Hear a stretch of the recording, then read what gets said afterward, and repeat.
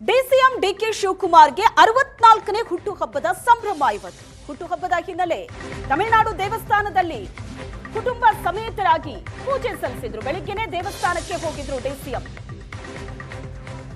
ಕುಟುಂಬ ಸಮೇತರಾಗಿ ದೇವಸ್ಥಾನಕ್ಕೆ ಹೋಗಿ ಪೂಜೆ ಸಲ್ಲಿಸಿದ್ದಾರೆ. ತಮಿಳುನಾಡಿನ ಒಂದು ದೇವಸ್ಥಾನಕ್ಕೆ ದೇಗುಲಕ್ಕೆ ತೆರಳೋ ಮುನ್ನ 25 ಪುರೋಹಿತರಿಂದ ಆಶೀರ್ವಾದವನ್ನ ಪಡೆದರು. ಡಿಕೆ ಶಿವಕುಮಾರ್ ಅವರ ನಿವಾಸದ ಬಳಿ ಆಶೀರ್ವಾದ ಮಾಡಿದ್ರು ಪುರೋಹಿತರು. ಆಯಸ್ಸು ಅಧಿಕಾರ ಭಗವಂತ ನೀಡ್ಲಿ ಅಂತ ಆಶೀರ್ವಾದವನ್ನ ಮಾಡಿದ್ರು ಡಿಕೆ ಶಿವಕುಮಾರ್ ಅವರು. ಈ ವೇಳೆ ಮುಂದಿನ ಸಿಎಂ ಡಿಕೆ ಶಿವಕುಮಾರ್ ಅಂತ ಅಭಿಮಾನಿಗಳು ಘೋಷಣೆ ಕೂಗಿದ್ದಾರೆ. ಮುಂದಿನ ಮುಖ್ಯಮಂತ್ರಿ ಅಂತ ಅಭಿಮಾನಿಗಳು ಘೋಷಣೆ ಕೂಗಿದ್ದಾರೆ.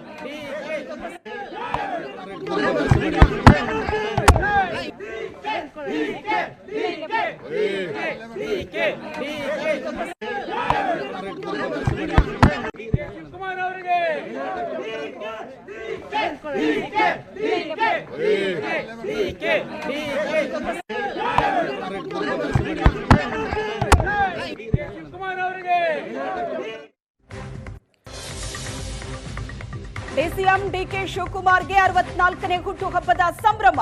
ಡಿಕೆ ಶಿವಕುಮಾರ್ ಅವರ ಹುಟ್ಟುಹಬ್ಬಕ್ಕೆ ಸಿಎಂ ಸಿದ್ದರಾಮಯ್ಯನವರು ಶುಭ ಕೋರಿದ್ದಾರೆ. ಟ್ವಿಟರ್ನಲ್ಲಿ ಹುಟ್ಟುಹಬ್ಬದ ಶುಭಾಶಯವನ್ನ ಕೋರಿದ್ದಾರೆ ಸಿಎಂ. ನಿಮ್ಮ ಪಕ್ಷ ನಿಷ್ಠೆ, ಸೈದ್ಧಾಂತಿಕ ಬದ್ಧತೆ ಎಲ್ಲರಿಗೂ ಮಾದರಿಯಾದದ್ದು. ಜನಸೇವೆಯ ನಿಮ್ಮ ಆಶಯಕ್ಕೆ ಭಗವಂತ ದೀರ್ಘ ಆಯಸ್ಸನ್ನ ನೀಡ್ಲಿ ಅಂತ ಟ್ವಿಟರ್ನಲ್ಲಿ ಹುಟ್ಟುಹಬ್ಬದ ಶುಭವನ್ನ ಕೋರಿದ್ದಾರೆ ಸಿಎಂ ಸಿದ್ದರಾಮಯ್ಯನವರು. ಡಿಕೆ ಶಿವಕುಮಾರ್ ಅವರ ಹುಟ್ಟುಹಬ್ಬ ಇವತ್ತು. ಸಿಎಂ ಸಿದ್ದರಾಮಯ್ಯನವರು ಟ್ವಿಟರ್ನಲ್ಲಿ ಹುಟ್ಟುಹಬ್ಬಕ್ಕೆ ವಿಶ್ ಮಾಡಿದ್ದಾರೆ.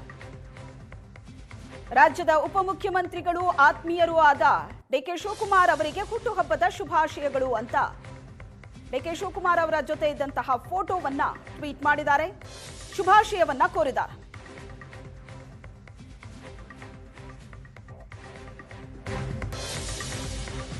ಬೆಳಗಾವಿಯಲ್ಲಿ ಡಿಕೆ ಶಿವಕುಮಾರ್ ಮುಂದಿನ ಮುಖ್ಯಮಂತ್ರಿ ಅಂತ ಬ್ಯಾನರ್ ಹಾಕಲಾಗಿದೆ. ಸಚಿವೆ ಲಕ್ಷ್ಮಿ ಹೆಬ್ಬಾಳ್ಕರ್ ಪುತ್ರ ಮೃಣಾಲ್ ಹೆಬ್ಬಾಳ್ಕರ್ ಬ್ಯಾನರ್ ಹಾಕಿಸಿದ್ದಾರೆ. ಜನ್ಮದಿನಕ್ಕೆ ಶುಭ ಕೋರುವ ಬ್ಯಾನರ್ನಲ್ಲಿ ಡಿಕೆ ಮುಂದಿನ ಸಿಎಂ ಅಂತ ಉಲ್ಲೇಖ ಆಗಿದೆ. ಡಿಕೆ ಶಿವಕುಮಾರ್ ಅವರ ಜನ್ಮದಿನಕ್ಕೆ ಬೆಳಗಾವಿಯ ಚೆನ್ನಮ್ಮ ವೃತ್ತದಲ್ಲಿ ಬ್ಯಾನರ್ ಹಾಕಿರೋದು. ನಾಯಕತ್ವ ಬದಲಾವಣೆಯ ಚರ್ಚೆಯ ಬೆನ್ನಲ್ಲೇ ಈ ಬ್ಯಾನರ್ ಕೂಡ ಚರ್ಚೆಗೆ ಗ್ರಾಸವಾಗ್ತಾ ಇದೆ.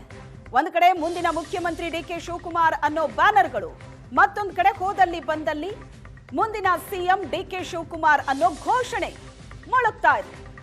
ಕಾಂಗ್ರೆಸ್ ಪಾಳ್ಯದಲ್ಲಿ ಸಂಚಲನವನ್ನ ಮೂಡಿಸಿದೆ ಮುಂದಿನ ಸಿಎಂ ಕಿಚ್ಚು. ಇವತ್ತು ಡಿಕೆ ಶಿವಕುಮಾರ್ ಅವರ ಹುಟ್ಟುಹಬ್ಬಕ್ಕೆ ಉಡುಗೊರೆಯಾಗಿ ಅಧಿಕಾರ ಸಿಗುತ್ತಾ ಅನ್ನೋ ಚರ್ಚೆ ಕೂಡ ಇತ್ತು.